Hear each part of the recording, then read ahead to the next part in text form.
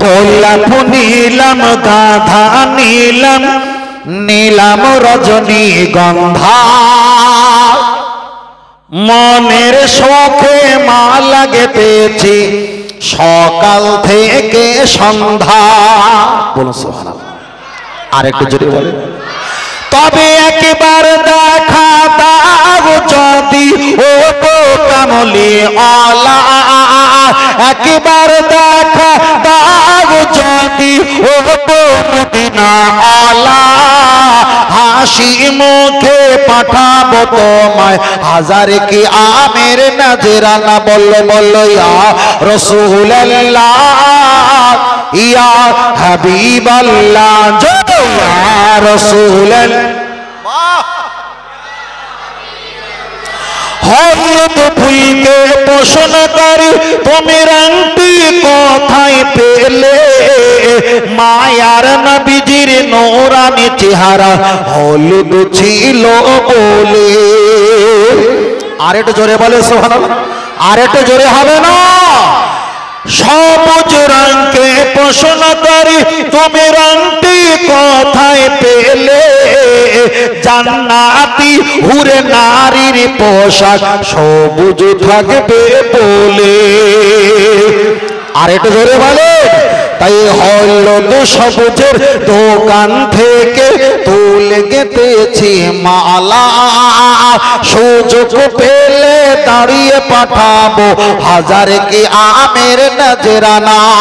তবে একবার দেখা দাও যদি ও কামলি আলা, একবার দেখা দাও যদি ও মদিনা আলা, হাসি মুখে পাঠাবো তোমায় হাজার কি আমের নজরানা। বললো বললো ইয়া রাসূলুল্লাহ জোরে আরো জোরে ইয়া রাসূলুল্লাহ। লাল ফুলকে পোষণ করি তুমি রংটি কোথায় পেলে, লাল রঙকে পোষণ করি তুমি রংটি কোথায় পেলে, ওহদ ময়দানে নবীজির রক্ত লাল ছিল বলে। আর একটু জোরে বলেন। আর একটু জোরে বলেন। সাদা রঙকে পোষণ করি তুমি রংটি কোথায় পেলে, নূর নবীজির নূরানি দাঁত সাদা ছিল বলে। তাই হলুদ সাদা লাল সবুজের দোকান থেকে তুলে গেঁথেছি মালা, সুযোগ পেলে দাঁড়িয়ে পাঠাবো হাজার কি আমের নজরানা। তবে একবার দেখা দাও যদি ও কামলি আলা, একবার দেখা দাও যদি ও মদিনা আলা, হাসি মুখে পাঠাবো তোমায় হাজার কি আমের নজরানা। বললো বললো বললো বললো ইয়া রাসূলুল্লাহ জোরে ইয়া রাসূলুল্লাহ।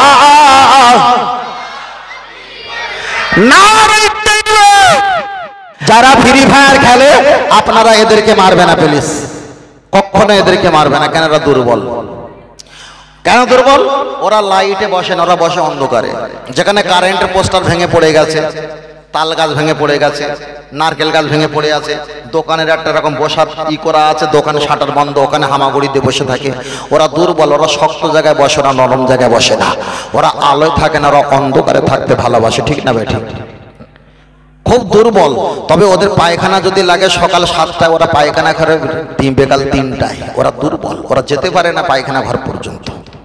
মা দিয়েছে এতটা ভাত, ওরা খায় এতটা ভাত। কেন? ওরা দুর্বল, বেশি করে পেটে ভাত দিতে পারে না। পেটটা হয়েছে নাটা মল্লিকের মতো, গোলা হয়েছে সরু সুৎখরের মতো। মায়েদের মেন্স ঋতুবতী হলে যেমন চোখের কালটা আন্ধারি কালা হয়ে যায়, ওরা ফ্রি ফায়ার খেলে রাত জেগে হাতে মজা পেরে স্লিপ করার জন্য মেরে মেরে মেরে মেরে চোখগুলো সব কালো করে ফেলেছে। খারাপ বলছি?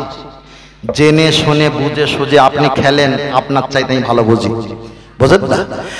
চোখগুলো কালো করে ফেলেছে, তবে ওরা লাইট ওদের অসুবিধা হয়, তবে ওরা কানে ওয়াকম্যান লাগিয়ে লাগিয়ে ওরা কালাও পর্যন্ত হয়ে গেছে, কালা হয়ে গেছে, ভালো শুনতে পায় না, দেখতে পায় না, দেখতে পায় না। দেখবেন দুটো কটা আঙুল তুলেছি বলবে চারটে, কখন বলে তিনটে, মানে ঠিক নেই। আজরাইল মনে করছে আমি এলাম কাছাকাছি, 3 তবক আসমানে চলে এসেছি, আর কত তবক বাকি আছে। ফের বলছি ওদেরকে মারবে না দাদা ভাই প্লিজ, ওরা দুর্বল, ওদের পাছায় কোনো গোশ নেই, পুরো কিশমিশের মতো একদম পাঁচাল থামবে, একদম শক্ত, মারলে টাং টাং করে আওয়াজ হবে, খবরদার প্লিজ ওদের মারবে না। তবে ওদের বিবাহ দেওয়ার আগে বাপের সম্পদ থেকে বিবাহ দেবে না, মেডিকেল টেস্ট করিয়ে বিবাহ দেবে, তাতে 1 লাখ টাকা খরচা হয়, আপনার মেয়ের জীবন বাঁচবে। কথা বুঝতে পেরেছেন?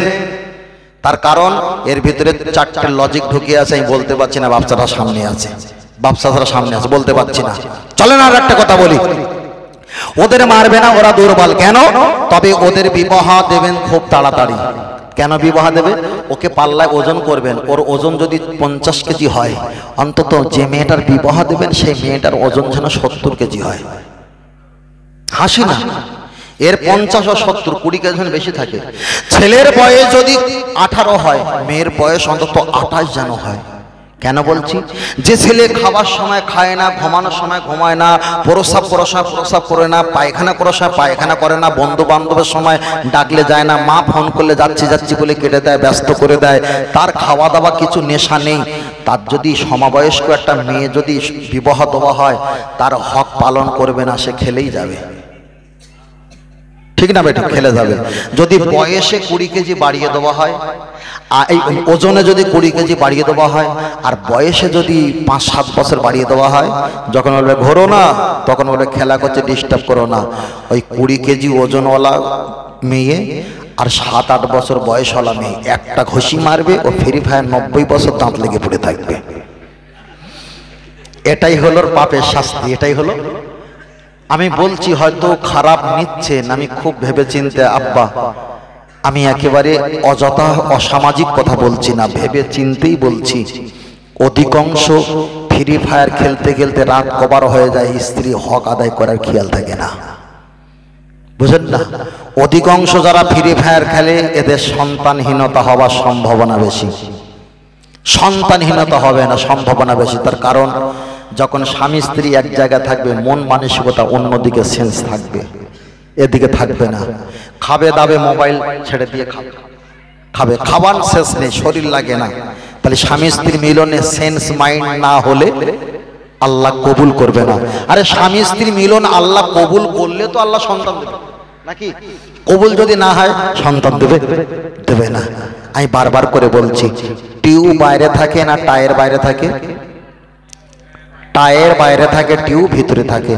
টিউব যদি বলে আমি 7 বছর ভিতরে ছিলাম, তুমি 7 বছর বাইরে ছিলে, আমাকে একটু 1 বছরের জন্য একটু দাও বাইরে, তাহলে টিউবকে যদি বাইরে দেওয়া হয়, টায়ের যদি ভিতরে যায়, ক্লাস পিক আপ দিয়ে ঘিয়ার দিলে যত রাস্তায় কানা কানা কানা কানা কাঁকর আছে লিক করে ছেড়ে দেবে না? ছেড়ে দেবে তো। ফের বলছি, মেয়েদেরকে পর্দায় রাখবেন। মেয়েদের হাতে ফোন আছে, হোয়াটসঅ্যাপ ফেসবুক মেসেঞ্জার গুলো চেক আপ করেন, হোয়াটসঅ্যাপ গুলো চেক আপ করেন, ব্ল্যাক লিস্ট নাম্বার গুলো চেক আপ করেন, ঠিক আছে? একদিন অন্তত মোবাইলটা হাতে রাখেন। রাত 12টার পরে দরজাটা ডাইরেক্ট খোলেন, কাঁথার ভিতরে অকমেনে ঠান্ডার সময় অকমেনে ফুসফুস করে কথা বলছে, 2 ঘন্টা কথা বলার পরে 1-2 কিস চুম্মা তাবারক দিয়ে তারপর ঘুমাতে হয়। খারাপ নেবেন না। আপনার বোনকে মোবাইল কিনে দিয়েছেন, আপনি পাপের ভাগীদার হচ্ছেন। মান সান্না সান্নাতান হাসানাতান ফালাহু বিজরুহা ওয়া বিজরু মান আমিলা বিহা। তুমি যেটা কাজ করে দিয়েছো, ওই কাজটা যতদিন হারাম চলবে তুমি ততদিন গুনাহ পাবে, কোনো প্রয়োজন নেই। এবার বলে হুজুর সরকার তো দিচ্ছে মোবাইল, সরকার তো দিচ্ছে সাইকেল, সরকার তো কন্যাশ্রী রূপশ্রী দিচ্ছে, তাতে আমাদের সমস্যা কি? ভাই সব জিনিস খাওয়া ভালো না। কলকাতা বলে হুজুর আসসালামু আলাইকুম, এই একটু ঠান্ডা খান, একটু কোল্ড ড্রিঙ্কস খান। আপনি হুজুর আপনি ওয়াজ করেন, আপনার চিনি, কোল্ড ড্রিঙ্কস খাও, খেয়ে কাতরাতে শুয়ে পড়বে, 50,000 টাকার ফোনলে চলে যাবে, কাছে যাবে 1 পত্র চলে যাবে। তাহলে অতিভক্ত চোরের লক্ষণ, ঠিক না ঠিক? তাহলে আপনাকে যে ভালো করছে, ভালো দিচ্ছে, আপনি এতে পাগল হলে হবে না, আপনার জিন্দগিটা ক্ষতি করছে, বুঝলেন না? আল্লাহ আমাদের ক্ষমা করুক, বলুন আমিন। আর একটু সকলে বলেন আল্লাহুম্মা আমিন। আচ্ছা একটু সালাম পড়ি দিনে, যেন অলসতা লাগছে, সালাম পড়ি। ইয়া নবী সালামু ইয়া রাসূল ইয়া হাবিব। ও ভাই আমি নিচ্ছি জিবরাইল দিল যে আওয়াজ খুলে দাও আসমানের দ্বার এসেছে নবী দিগের সারদার করিমে আল্লাহ পাকের দিদার ইয়া নবী জোরে পড়ে ইয়া রাসূল ভিতরে আসো ইয়া হাবিব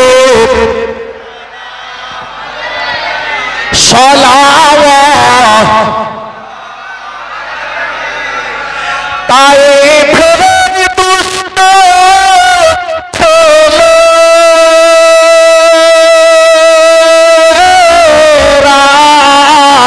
অনবী তোমাকে পাগল ভাবিয়া মারিল পাথর ছুড়িয়া উঠিল আরশ কাঁপিয়া ইয়া নবী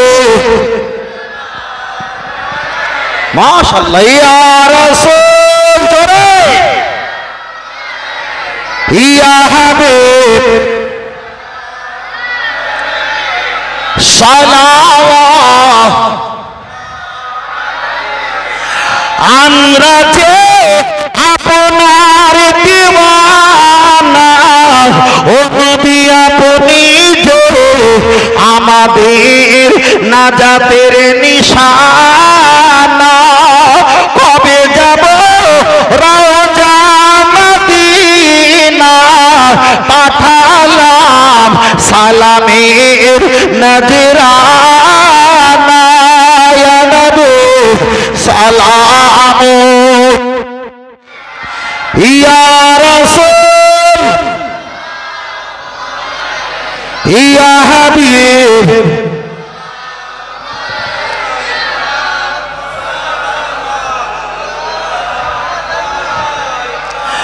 নবীজির নাতি দুইজনা নবীজির আম্মা আমেনা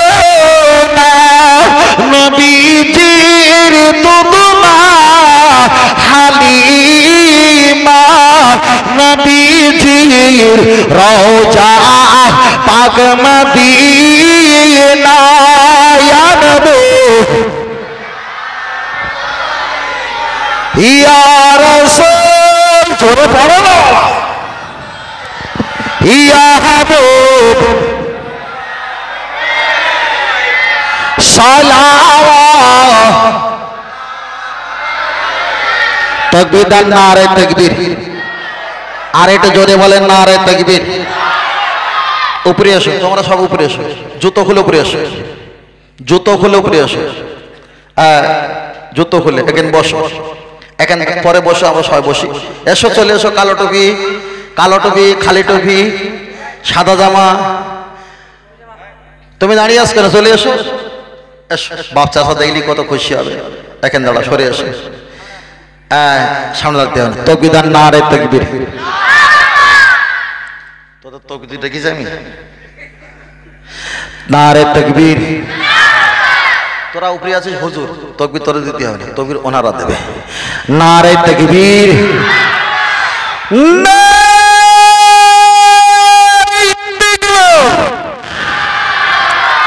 আহলে সুন্নাত ওয়াল জামাত প্রতি বছরে না এবছরে মহান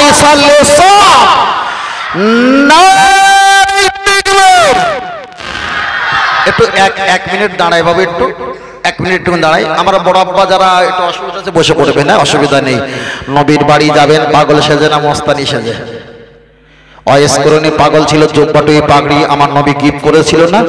বলে নবীর বাড়ি যাব পাগল সাজিয়া, বল নবীর বাড়ি যাব পাগল সাজিয়া, বল নবীর বাড়ি যাব পাগল সাজিয়া, আর জোরে নবীর বাড়ি যাব,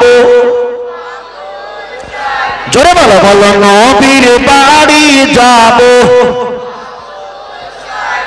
রাহমাতাল লিল আলামিন, বলছেন কোরআনে আল্লাহ, শাফায়াতের মালিক তুমি, হাদিসে ঘোষণা রায়, শাফায়াত করিও তুমি মোদের লাগিয়া, নবীর বাড়ি যাব পাগল, নবীর বাড়ি যাব, মা হালিমা তোমায় নিয়ে বড় খুশি হয়ে যায়, জীর্ণ শীর্ণ গাধা মায়ের শক্তিশালী হয়ে যায়, তোমায় নিয়ে সবার আগে যায় যে দৌড়াইয়া, নবীর বাড়ি যাব, আরো জোরে নবীর বাড়ি যাব,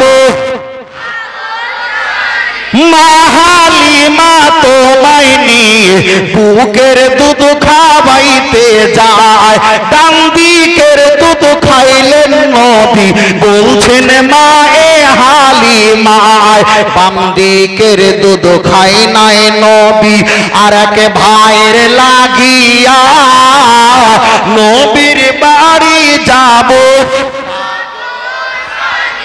আর জোরে নবীর বাড়ি